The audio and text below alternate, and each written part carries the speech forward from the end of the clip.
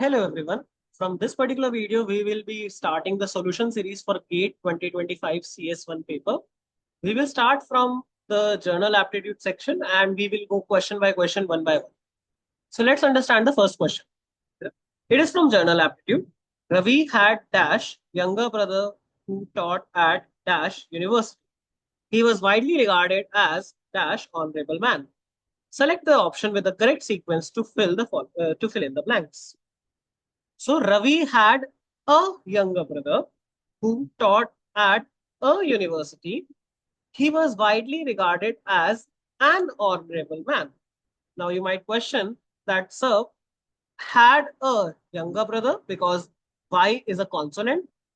University, even though it is a vowel, at the same time, the pronunciation of this is Y-O-U, university.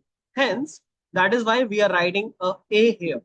He was widely regarded as an honorable man because even though H is there, H is silent. We speak it as honorable. That is why the starting keyword which comes out in pronunciation is O. O is a vowel. So by sound, we use an here. So option 1 is the correct answer.